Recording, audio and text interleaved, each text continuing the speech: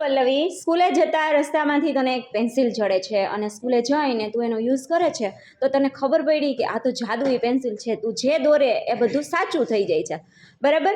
તો હવે તું આગળ પેન્સિલનું શું યુઝ કરીશ? પછી મને ખબર પડે છે કે તે જાદુઈ જ પેન્સિલ છે.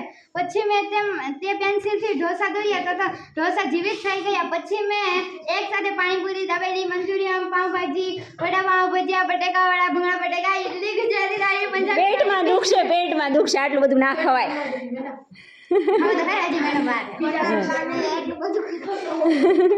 પિઝા, મોમોસ, બર્ગર, સમોસા વગેરે ચીજો ખાધી. પછી મને યાદ નહોતી આવતી એટલે મેં થોડીક જ ખાવાની ચીજો દોરી.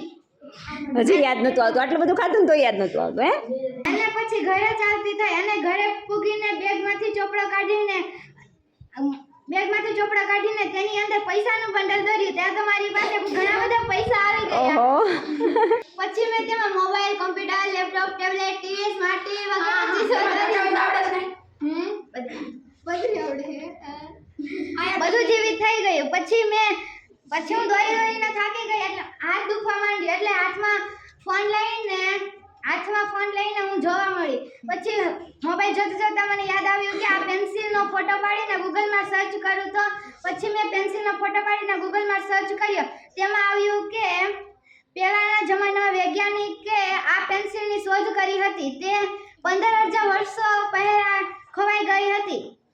તે પેન્સિલ જેની પાસે હશે તે શક્તિશાળી અને પ્રબળ હશે. પછી મનમાં ખુશ થઈ ગઈ કે હું શક્તિશાળી અને પ્રબળ થઈ ગઈ. અને પછી તેમાં બીજું લખેલું હતું આ પેન્સિલ જેની પાસે હશે તે ખાલી 2 દિવસ પૂરતી રહેશે અને તેનું જાદુ 2 દિવસમાં પૂરું થઈ જશે અને પેન્સિલ ગમે તે વ્યક્તિના હાથમાં તેમને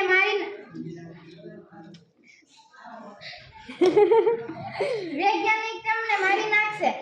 પછી તો હું ડરી ગઈ. ત્યાં તો મારા મમ્મી પપ્પાનો ફોન આવ્યો. પછી તેમણે કહ્યું કે હું આજ સાંજે નહીં કાલે આવીશ. તો હું સાવ ડરી ગઈ અને ચોપડો અને પેન લઈને સૂઈ ગઈ.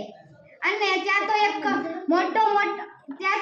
મોટો વૈજ્ઞાનિક આવ્યો. તેમની મોટી આંખો, તેમના મોટા હાથ, તેમની મોટી પાંખો વાળો વૈજ્ઞાનિક હતો. 15,000 વર્ષ પહેલા વૈજ્ઞાનિક હતા? પાંખો વાળો વૈજ્ઞાનિક ઉડતો મારી પાસે આવ્યો. ત્યાં તો હું ડરી ગઈ અને પછી મેં મારા ચોપડામાં શક્તિશાળી પલ્લવી દોરી. શક્તિશાળી પલ્લવી દોરી. ત્યાં તો મારી પાસે શક્તિશાળી પલ્લવી આવી ગઈ અને વૈજ્ઞાનિક અને શક્તિશાળી પલ્લવી વિશે યુદ્ધ થયું. યુદ્ધમાં શક્તિશાળી પલ્લવી હારી ગઈ. પછી તો મેં ફટકી ચોપડામાં એક શક્તિશાળી જીન દોર્યો. ત્યાં તો વૈજ્ઞાનિક અને જીન વચ્ચે ખતરનાક યુદ્ધ થયું.